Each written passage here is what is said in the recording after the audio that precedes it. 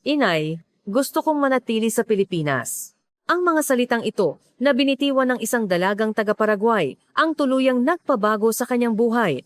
Galing sa Timog Amerika, sa bansang Paraguay matapos makapagtapos sa kolehiyo sa kanyang bayan, hindi siya makahanap ng maayos na trabaho.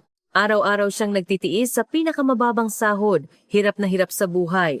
Hanggang isang araw, sinabi sa kanya ng kanyang ina na mahigit 10 taon nang nagtatrabaho sa Pilipinas, ang Pilipinas ay isang bansang puno ng pagkakataon.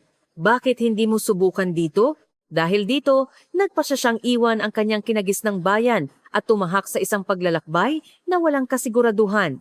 Sa paglipas ng panahon, isang di inaasahang pagkikita ang nagturo sa kanya na ang kaligayahan ay matagal na palang naghihintay sa kanya. Ngayon, sabay-sabay nating simulan ang kuwentong ito. Mahigit 10 taon na mula nang umalis si Inay sa Paraguay para magtungo sa Pilipinas.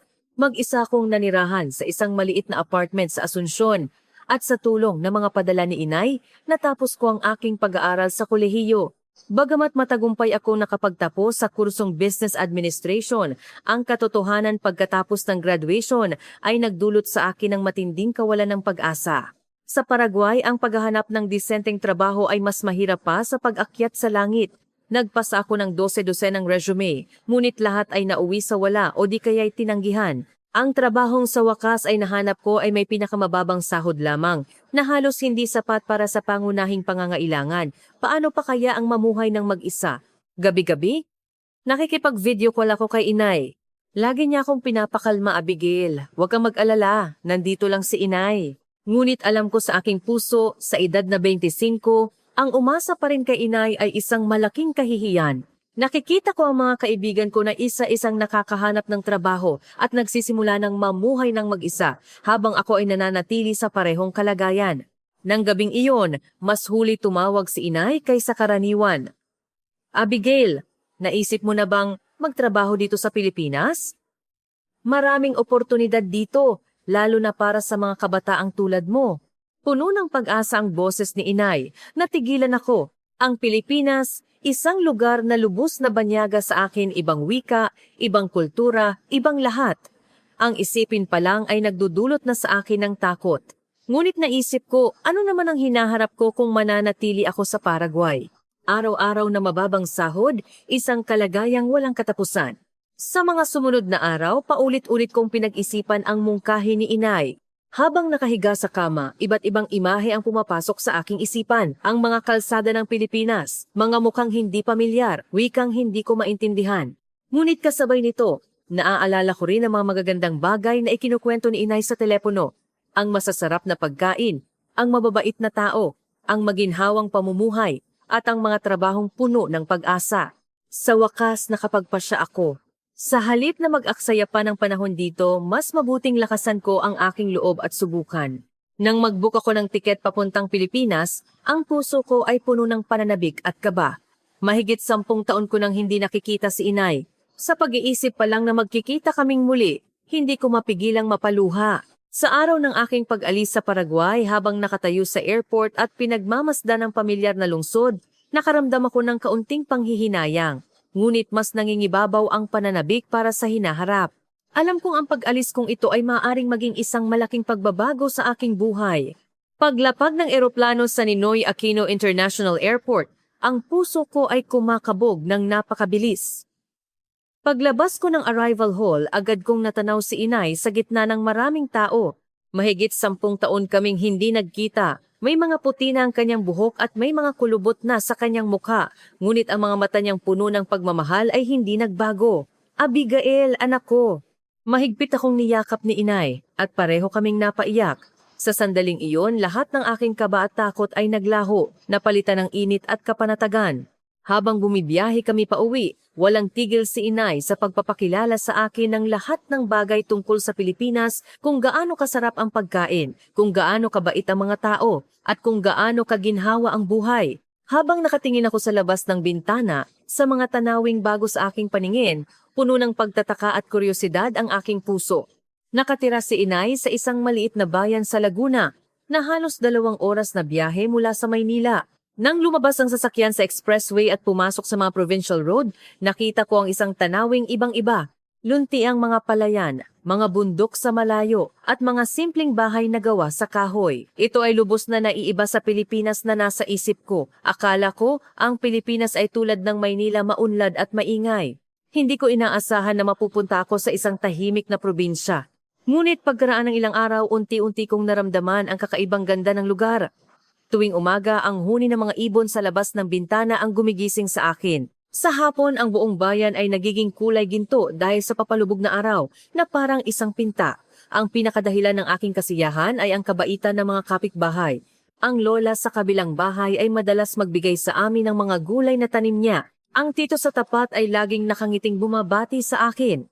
Kahit hindi pa ako gaanong magaling magtagalog, lahat sila ay matiyagang nakikipag-usap sa akin at tinuturuan pa ako ng ilang simpleng salita. Maaga pa lang nakahanap na si inay ng posibleng trabaho para sa akin.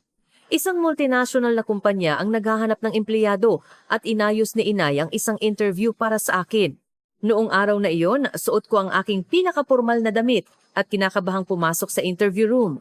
Tiningnan ng interviewer ang aking resume at naging interesado sa aking kaalaman sa Espanyol at Ingles. Galing ka sa Paraguay, napaka-espesyal niyan. Ang kumpanya namin ay nangangailangan ng mga taong marunong ng iba't ibang wika. Nang marinig ko iyon, gumaan ang aking pakiramdam. Ilang araw ang lumipas, natanggap ko ang balitang natanggap ako. Nang makuha ko ang tawag, napatalon ako sa tuwa. Inay, natanggap ako! Napaiyak din si inay sa sobrang galak. Mahigpit kaming nagyakapan. Ito ang aking unang malaking tagumpay mula nang dumating ako sa Pilipinas at nagbigay ito sa akin ng malaking kumpiyansa para sa hinaharap. Sa unang araw ko sa trabaho, maagang gumising si inay para ipaghanda ako ng baon. Dahan-dahan lang, huwag kang masyadong kabahan, paalala ni inay sa may pinto. Dala ang aking baon, umalis akong puno ng pananabik at kaba. Mababait ang aking mga kasamahan sa trabaho. Kahit hindi pa gaanong matatas ang aking Tagalog, lahat sila ay matyaga. Ang trabaho mismo ay tugma sa aking pinag-aralan sa kolehiyo at walang problema sa pakikipag-usap sa Ingles. Unti-unti, nasanay ako sa takbo ng trabaho dito. Ang tunay na hamon ay ang buhay sa probinsya. Lumaki ako sa syudad, kaya lahat ng bagay sa kanayunan ay bago at kakaiba para sa akin. Ang unang bagay na kailangan kong matutunan ay mamalengke sa palengke. Sa unang beses na mag-isa akong pumunta, hindi ko alam ang gagawin. Tinitingnan ko ang iba't ibang uri ng gulay at prutas, na marami ay hindi ko kilala ang pangalan. Habang ako'y nalilito, isang ale na nagtitinda ng gulay ang lumapit. Ineng, dayuhan ka ba? Kailangan mo ba ng tulong? Gusto ko sanang bumili ng gulay, pero hindi ko alam kung ano ang mga ito, sabi ko nang nauutal. Naku, ikaw palang anak ni Maria Rosa, hindi ba? Nakangiting sabi ng ale. Lumalabas na ang kwento ko ay kumalat na sa buong bayan. Sa simula, medyo hindi ako sanay sa ganitong atensyon, pero kalaunan ay natuklasan kong ito pala ang mainit na pakikitungo ng mga tao sa probinsya ng Pilipinas. Malaking hamon din ang pagkain. Gusto sana ni inay na ipagluto ako ng mga pagkain mula sa Paraguay, ngunit maraming sangkap ang hindi mabili rito, kaya naman napilitan kaming kumain ng mga pagkaing Pilipino. Adobo, sinigang, lechon kawali sa simula, kakaiba ang lasa, ngunit unti-unti ko itong minahal. Lalo na ang sinigang. Noong una akala ko'y sobrang asim, pero ngayon parang hindi kumpleto ang kainan kung wala ito. Ang pinakamalaking pagbabago sa buhay probinsya ay ang takbo ng buhay. Sa Paraguay, sanay akong matulog at gumising ng tanghali. Pero dito, ibang-iba. Pagsikat ng araw, natural na akong nagigising. At pagsapit ng alas 9 ng gabi, inaantok na ako.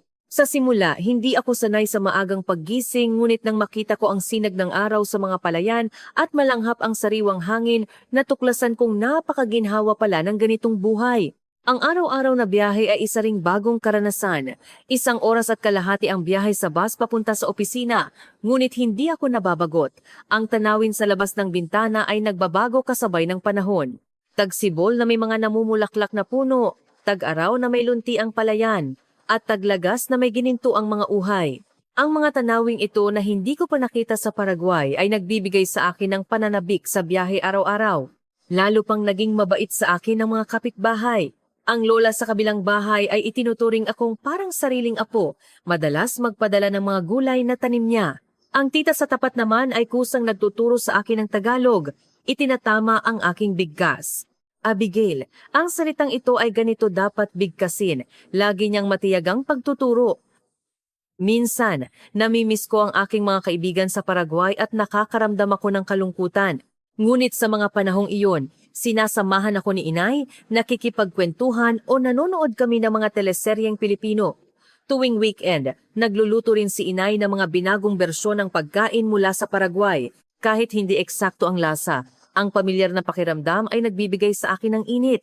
Nang unti-unti na akong nasasanay sa buhay probinsya, akala ko'y magiging ganito na lang katahimik ang buhay ko. Ngunit hindi ko inaasahan na isang di inaasahang pangyayari ang magdudulot ng isang ganap na pagbabago sa aking buhay. Isang araw, medyo huli na akong namalengke. Malapit nang lumubog ang araw at nagmamadali na akong umuwi nang biglang hindi umandar ang aking motorsiklo. Sinubukan ko ng ilang beses ngunit kakaibang tunog lang ang lumalabas at ayaw nitong mag-start. Wala akong alam sa makina kaya't balisa akong nakatayo sa gilid ng daan. Sa kasamaang palad, mahina ang signal ng cellphone sa lugar na iyon kaya hindi ko man lang matawagan si inay. Habang dumidilim at walang gaanong tao sa paligid, nagsimula na akong matakot. Sakto noon, isang sasakyan ang dahan-dahang dumaan at huminto sa tabi ko. Bumaba ang bintana at isang lalaki ang sumilip. "Miss, sira ba ang motor mo? Kailangan mo ba ng tulong?" Ang boses niya ay malumanay na medyo nagpakalma sa aking kaba. Sa aking pautal-utal na Tagalog, ipinaliwanag ko ang sitwasyon. Bumaba siya ng sasakyan, tiningnan ang motorsiklo at sinabing mukhang naubusan lang ng baterya. Pagkatapos, kumuha siya ng mga gamit mula sa kanyang sasakyan at tinulungan akong i-charge ang baterya ng motor ko. Ilang minuto lang, umandar na ulit ang motorsiklo. Nakahinga ako ng maluwag at agad na nagpasalamat sa Tagalog. Hindi ko inaasahan na sasagot siya sa matatas na Ingles walang anuman. Nangyayari talaga yan. Taga-Paraguay ka, di ba? Nagulat ako at napatingin sa kanya. Ngumiti siya at sinabing, "Nakatira ako sa ibang bansa dati. Halata sa accent mo." Pagkatapos, binati niya pa ako sa simpleng Espanyol na lalong nagpagulat sa akin. Ako nga pala si Leo Santos, pagpapakilala niya. Dati akong nagtatrabaho sa Maynila. Pero kalilipat ko lang dito para magsaka. Nang marinig kong baguhan din siya sa bayang ito, bigla akong nakaramdam ng pagkagaang loob. Nagkwentuhan kami at hindi na malaya ng oras. Napaka-interesante ni Leo. Marami na siyang napuntahang bansa at may malaking hilig sa agrikultura. Ang pinakamahalaga, wala siyang anumang pagkiling sa akin bilang isang dayuhan, kaya't naging komportable ako. Bago umalis, binigyan niya ako ng calling card. "Kung magkaproblema ulit ang motor mo o kailangan mo ng tulong, tawagan mo lang ako." Pag-uwi ko, ikinuwento ko kay inay ang nangyari. Nakangiting sinabi ni inay, marami pa ring mabubuting tao sa mundo. Nang gabing iyon, habang nakahiga sa kama, iniisip ko ang nangyari. May kakaibang pakiramdam sa puso ko. Matapos makilala si Leo, madalas kaming nagkikita sa bayan. Noong una akala ko'y nagkataon lang. Kalaunan, nalaman kong malapit lang pala ang tinitirhan niya sa amin. Sa palengke, sa terminal ng bus, sa mga aktibidad sa barangay. Lagi kaming nagkakatagpo. Isang weekend, nagkaroon ng fiesta sa simbahan ng bayan. Isinama ako ni inay. Napakasaya at napakarami ng tao. May mga parada at iba't ibang tindahan ng pagkain.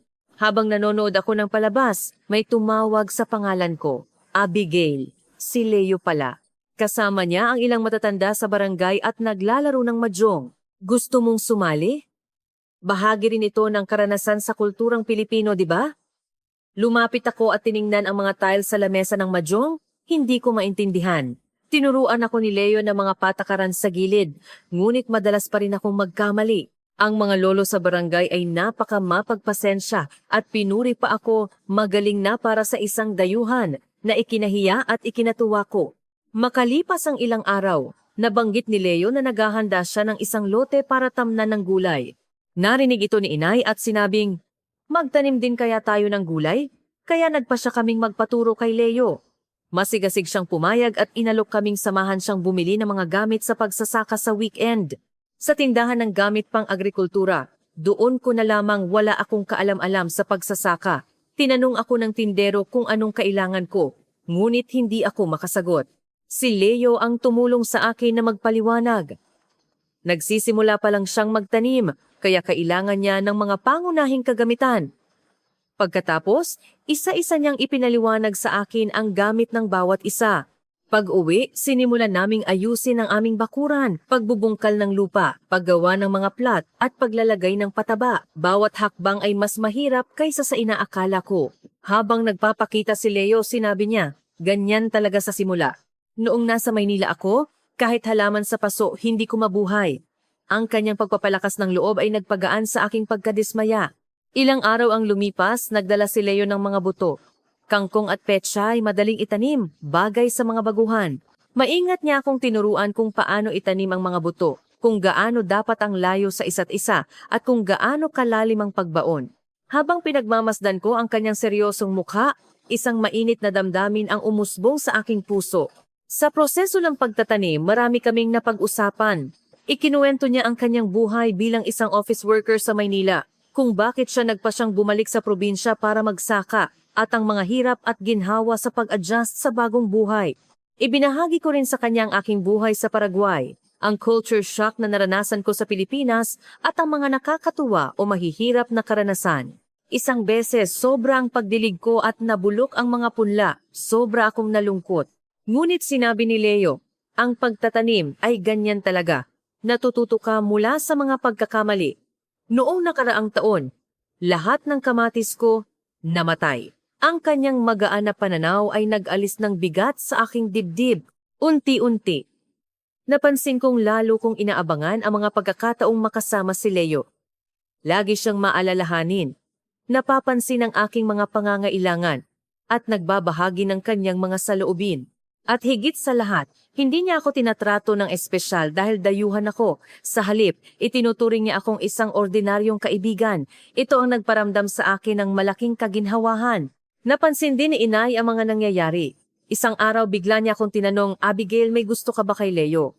Namula agad ang aking mukha. Inay, magkaibigan lang kami. Ngumiti si Inay at sinabing, anak, nakikita ko. Mabait siyang tao at maalaga sa'yo.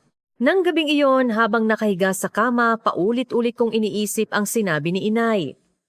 May gusto ba ako kay Leo? Hindi ako sigurado. Ngunit alam kong kapag kasama ko siya, masaya ako at relaxed. Isang pakiramdam na hindi ko pa naranasan mula nang dumating ako sa Pilipinas.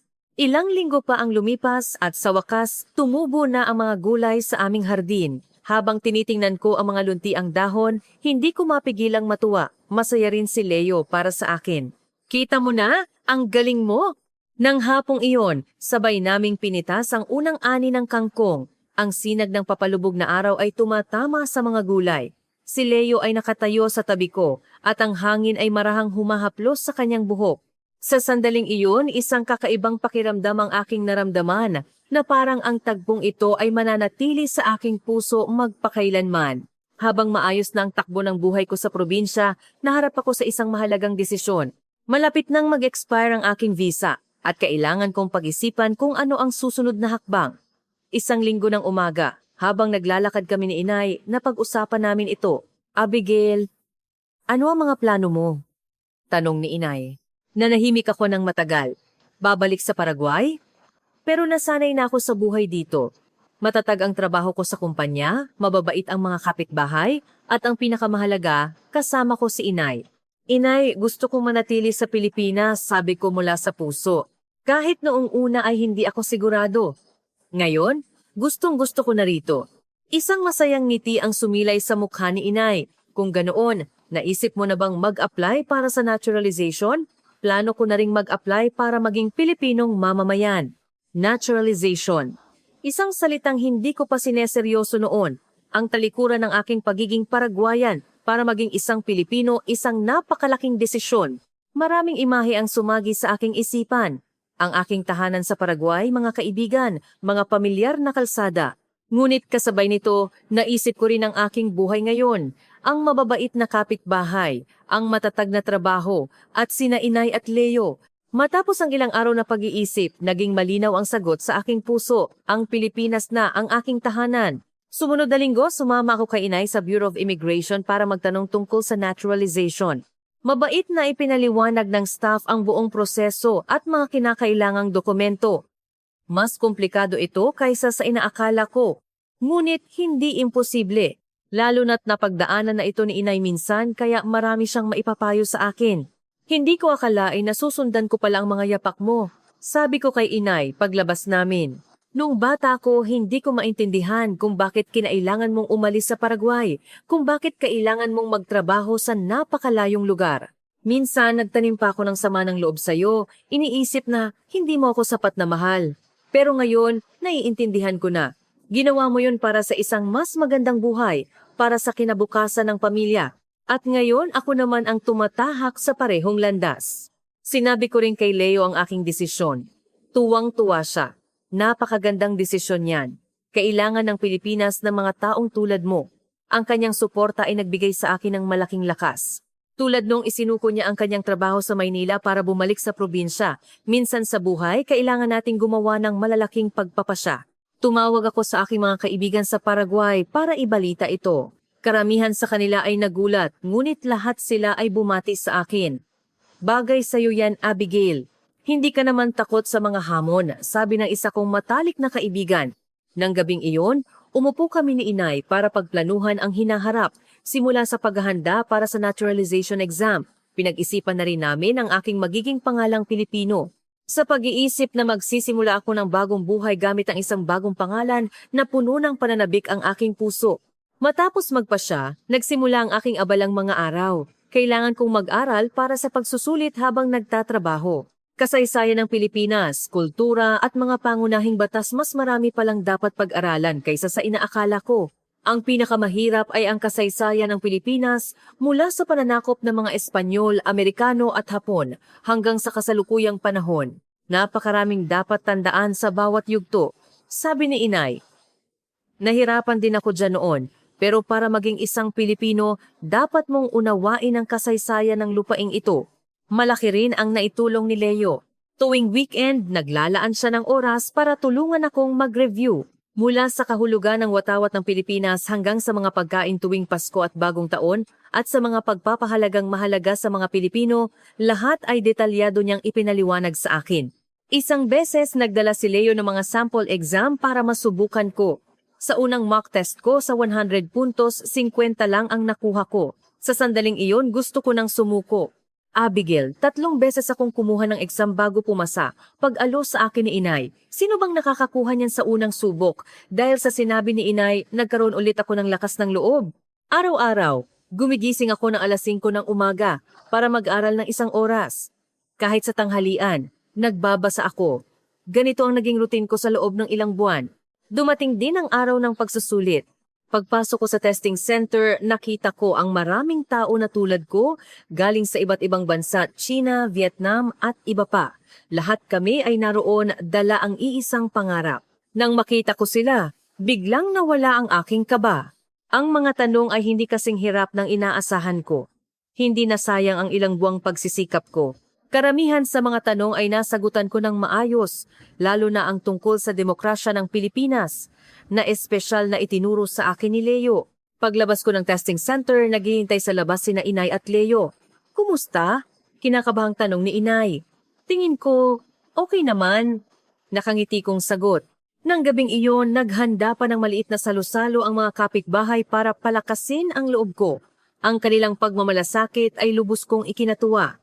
Ang mga araw ng paghihintay ng resulta ay tila napakabagal. Araw-araw kong tinitingnan online kung nailabas na ba ang resulta, puso ko'y puno ng pag-asa at takot. Palaging sinasabi ni Leo, siguradong papasa ka. Napakahusay ng paghahanda mo. Si inay naman, relax ka lang. Lahat ay mangyayari sa tamang panahon. Sa wakas, dumating ang araw ng anunsyo ng resulta. Madaling araw pa lang ay gising na ako, hindi makatulog. Pagsikat ng araw, umupo ako sa harap ng computer. Nanginginig ang aking mga daliri habang binubuksan ang website. Nang lumabas sa screen ang salitang pasado, hindi ako makapaniwala. Tinitigan ko ito ng ilang segundo para masigurong hindi ako nagkakamali at biglang tumulo ang aking mga luha. Inay, pumasa ako! Sigaw ko habang tumatakbo papasok sa kwarto ni inay. Tumalon si inay mula sa kama at niyakap ako ng mahigpit. Alam ko, ang galing-galing ng anak ko. Nagyakapan kaming mag-ina habang umiiyak mga luhang may halong saya, pasasalamat at lahat ng hirap at pressure na pinagdaanan ko. Agad kong tinawagan si Leo, tuwang-tuwa rin siya nang marinig ang balita. Congratulations! Kailangan nating mag-celebrate mamayang gabi. dahil sa dami ng taong masaya para sa akin, lalo kong naramdaman na tama ang desisyon kong manatili sa Pilipinas. Hindi na lang ito isang lugar na tinitirhan, kundi isang tunay na tahanan. Ang susunod na hakbang ay ang formal na pag-file ng application at ang pinakamahalaga rito ay ang pagpili ng aking pangalang Pilipino. Nitong mga nakaraang araw, pinag-usapan namin ni Inay at Leo kung anong pangalan ang babagay sa akin. Marami kaming tiningnang libro at pinag-isipang pagpipilian. Sa huli, lahat kami ay sumang-ayon na ang pangalang Jasmine ay bagay sa akin, Jasmine Reyes. Nang una kong bigkasin ang pangalang ito, kakaiba ang pakiramdam. 26 na taon akong namuhay bilang si Abigail at ngayon ay magsisimula ako ng panibagong buhay gamit ang isang bagong pangalan. Kahit medyo hindi pa sanay, mas nangingibabaw ang pananabik. Ito ay simbolo ng aking bagong pagkakakilanlan bilang isang tunay na Pilipina. Matapos isumite ang lahat ng dokumento, pauwi na kami nang biglang tinawag ako ni Leo sa bago kong pangalan, Jasmine. Nang marinig ko siyang tawagin ako ng ganoon, bumilis ang tibok ng puso ko. Ito ang unang pagkakataon na may tumawag sa akin sa aking pangalang Pilipino at dahil si Leo pa iyon, naging mas espesyal ang sandaling iyon. Sinubukan din ni Inay na tawagin akong Jasmine. Ang ganda ng pangalan na yan.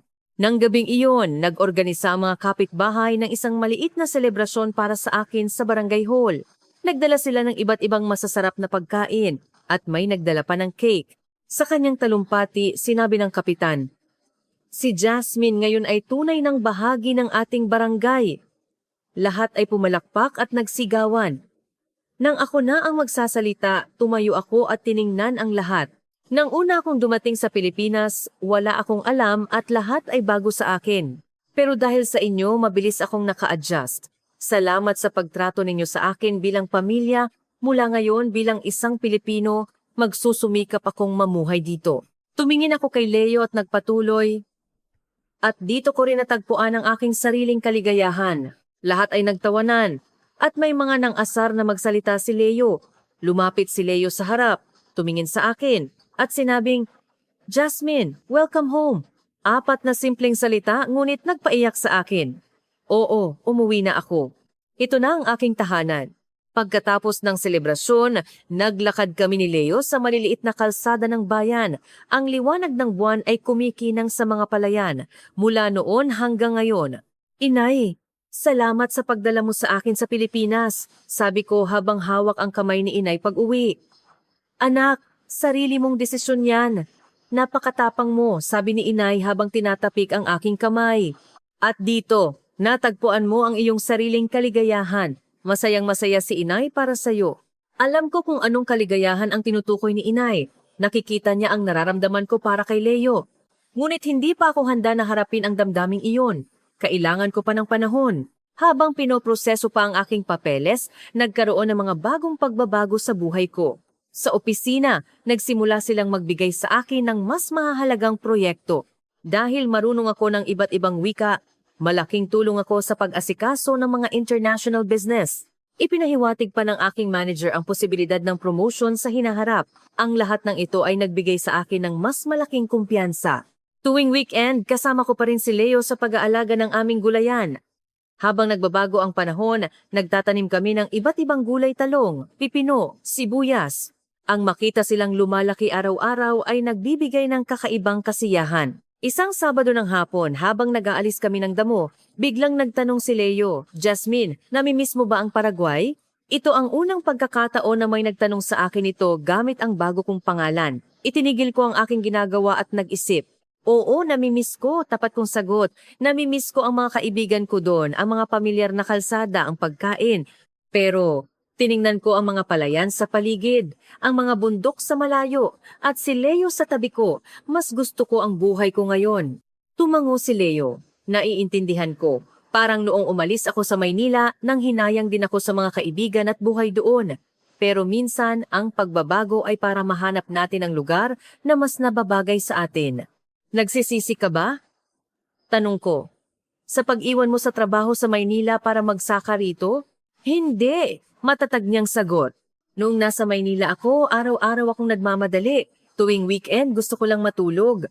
Ngayon, kahit mahirap, nakikita kong lumalaki ang mga tanim ko. Nakakalanghap ako ng sariwang hangin. At nakakakilala ako ng mga interesanteng kaibigan, tulad mo. Sa huli niyang sinabi, tumingin siya sa akin at ngumiti. Hindi ko alam kung bakit pero uminit ang aking pisngi. Mabilis akong yumuko at nagpatuloy sa pag-aalis ng damo. Nang hapong iyon, pagkatapos sa gulayan, tinanong ako ni Leo kung gusto kong pumunta sa kalapit na bundok para manood ng paglubog ng araw. Pumayag ako. Sumakay kami sa kanyang motorsiklo at umakyat sa bundok. Pagdating namin sa tuktok, papalubog na ang araw.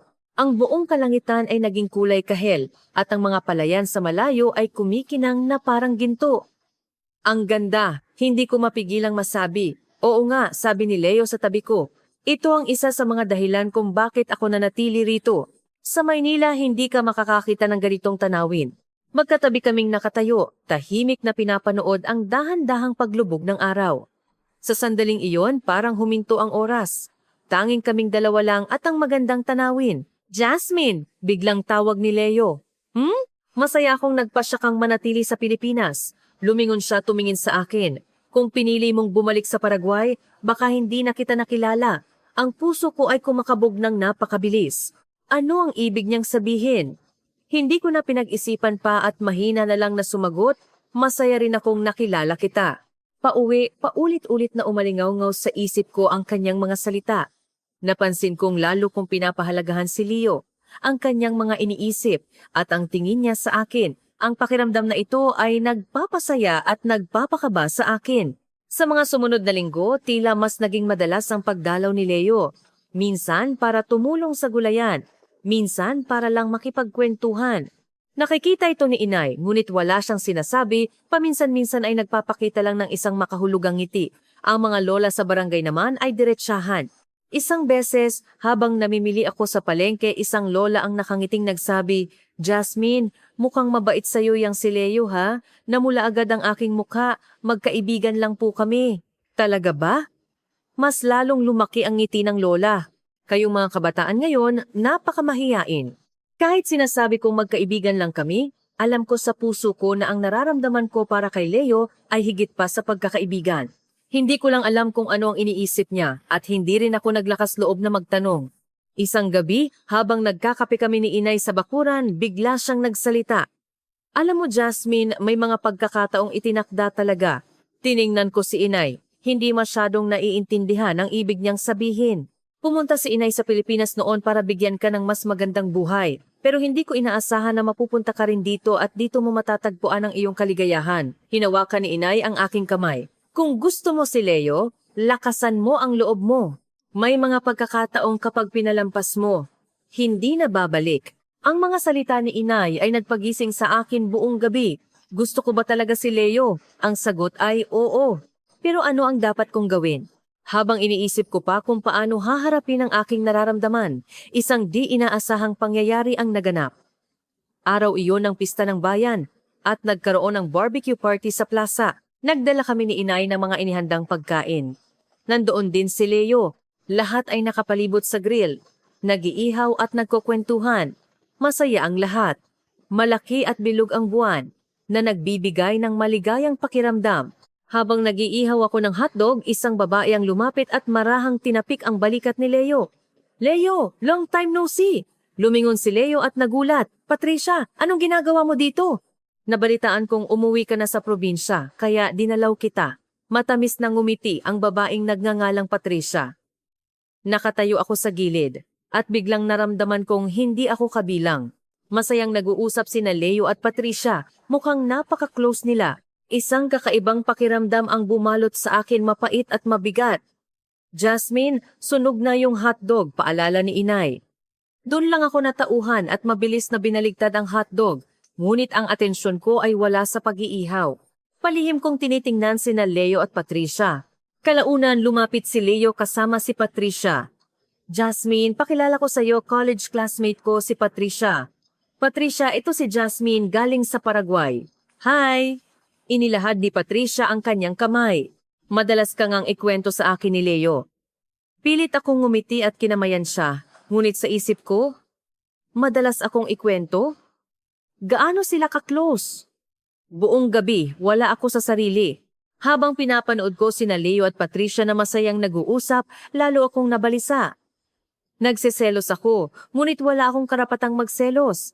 Kaibigan lang naman kami ni Leo.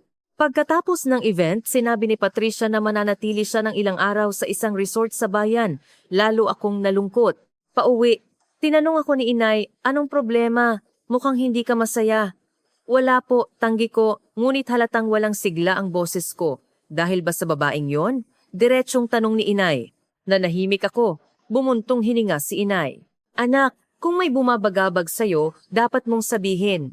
Sa mga sumunod na araw, madalas kong makita si Leo na kasama si Patricia, ipinapasyal siya sa iba't ibang lugar sa bayan. Alam kong hindi ako dapat mag-isip ng kung ano-ano, pero hindi ko mapigilan. Sa wakas, isang araw, kinausap ako ni Leo ng kami lang. Jasmine, bakit hindi kita nakikita nitong mga nakaraang araw? Medyo busy lang sa trabaho, palusot ko. Tiningnan ako ni Leo, may pag-aalala sa kanyang mga mata. May sakit ka ba? Medyo maputla ka. Wala, tumalikod ako, hindi makatingin sa kanya. Jasmine, pigil ni Leo sa akin. Iniiwasan mo ba ako? May nagawa ba akong mali? Umiling ako, hindi pa rin nagsasalita. Dahil ba kay Patricia? Bigla niyang tanong. Natigilan ako. Paano niya nalaman? Jasmine, tumingin ka sa akin. Lumapit si Leo sa harap ko. Si Patricia ay college classmate ko lang. Pumunta siya dito dahil broken-hearted siya at kailangan ng mapaglilibangan. Magkaibigan lang talaga kami. Mula noon hanggang ngayon, ang relasyon ninyo ay walang kinalaman sa akin, putol ko sa kanya. Hindi mo kailangang magpaliwanag. Pagkasabi nito, tumalikod ako at umalis. Ayokong makita niya ang mga luhang malapit ng tumulo. Pag-uwi, nagkulong ako sa kwarto at umiyak. Pakiramdam ko, katawa-tawa ako. Wala naman kaming relasyon pero nasasaktan ako. Ngunit hindi ko makontrol ang aking emosyon. Kumatok si Inay at pumasok. Nang makita niya akong umiiyak, niyakap niya ako. Anak, lalo mo lang sinasaktan ang sarili mo. Inay, ano pong gagawin ko? Umiiyak kong tanong. Sabihin mo ang nararamdaman mo, sabi ni Inay. Ano man ang maging resulta, at least hindi ka magsisisi, pero wala akong lakas ng loob. Natatakot akong kapag sinabi ko, mawala pati ang pagkakaibigan namin. Kinabukasan, dumating ulit si Leo kasama si Patricia. Jasmine, sana pakinggan mo ako. Seryosong sabi ni Leo. Pumunta dito si Patricia dahil malungkot siya para lang magpahinga. Magkaibigan lang talaga kami.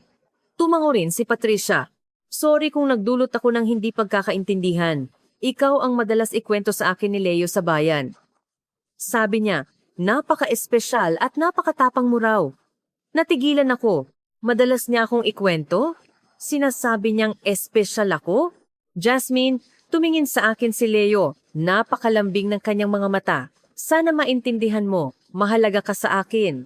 Ang puso ko ay kumakabog ng napakabilis at uminit ang aking mukha. Isa na ba itong pag-amin? Pagkatapos ng araw na iyon, nagkaroon ng banayad na pagbabago sa aming relasyon. Kahit hindi niya direktang sinabi ang mga salitang iyon, pareho naming alam ang nararamdaman ng isa't isa. Nanatili si Patricia ng ilang araw sa bayan at bumalik na sa Maynila. Bago umalis, espesyal siyang nagpaalam sa akin. Jasmine, alagaan mong mabuti si Leo. Napakabuti niyang tao.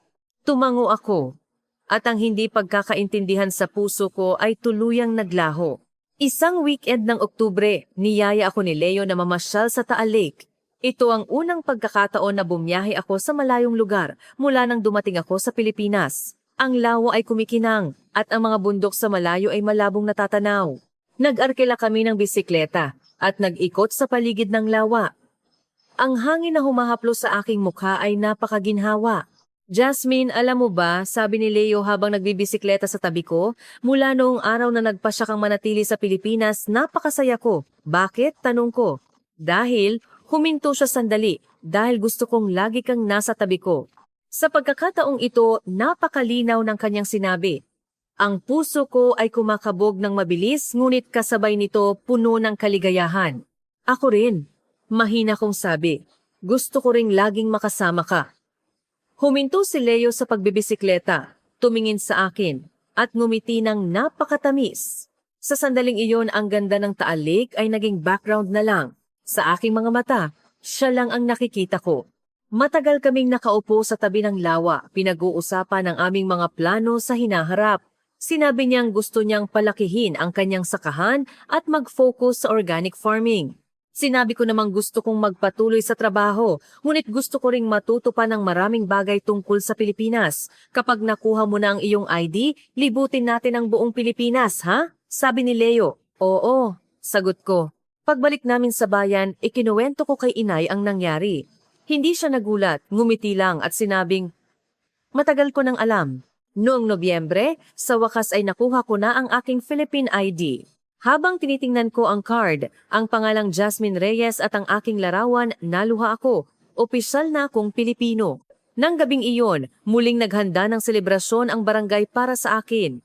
Lahat sila ay masaya para sa akin, na parang isang malaking okasyon sa sarili nilang pamilya.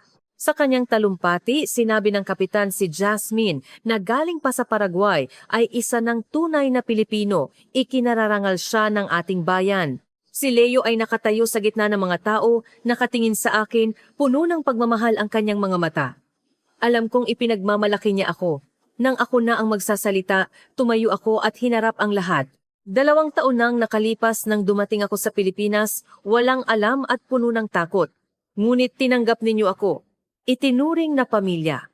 Salamat inay sa pagbibigay mo sa akin ng lakas ng loob na pumunta rito. Salamat sa lahat ng nagmamalasakit sa akin. Ngayon, Pilipino na ako. Mamahalin ko ang lupaing ito habang buhay. Pagkatapos, tumingin ako kay Leo at nagpatuloy at dito ko rin natagpuan ang aking kaligayahan. Lahat ay nagtawanan at may mga nang-asar kay Leo. Lumapit si Leo sa harap, tumingin sa akin at sinabing, Jasmine, welcome home. Simpleng 4 na salita, ngunit nagpaiyak sa akin. Oo, umuwi na ako. Ito na ang aking tahanan. Pagkatapos ng selebrasyon, naglakad kami ni Leo sa maliliit na kalsada ng bayan. Ang liwanag ng buwan ay kumikinang sa mga palayan. Jasmine, biglang huminto si Leo. May itatanong ako sa'yo. Ano yon? Papayag ka ba? Huminga siya ng malalim. Papayag ka bang maging girlfriend ko? Ang puso ko ay kumakabog ng napakabilis. Ngunit sigurado ako sa aking sagot, oo, papayag ako. Ngumiti si Leo at hinawakan ang aking kamay. Ang aming mga kamay ay mahigpit na magkahawak, tulad ng aming mga puso na matagal nang magkaugnay. Nang gabing iyon, pag-uwi, nakatayo ako sa harap ng bintana, pinagmamasdan ang tahimik na bayan. 2 taon na ang nakalipas, dumating ako rito na may takot. Ngayon, may bago na akong pagkakakilanlan. Natagpuan ang pakiramdam ng isang tahanan at natagpuan ang pag-ibig. Lumapit si inay at hinaplos ang aking buhok. Abigail! Hindi, Jasmine. Ipinagmamalaki ka ni inay. Inay, salamat po, lumingon ako at niyakap si inay. Kung hindi dahil sa inyo, wala ako rito ngayon.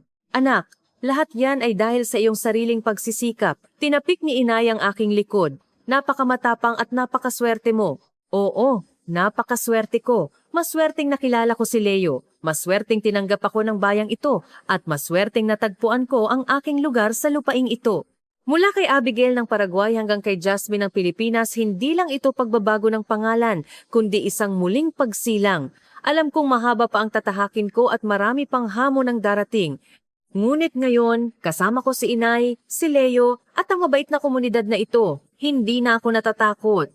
Ang mga bituin sa labas ay napakaliwanag na tila binabasbasa ng aking bagong buhay. Sinabi ko sa aking sarili, Jasmine Reyes, maligayang pagdating sa iyong bagong buhay. Ito na ang iyong tahanan.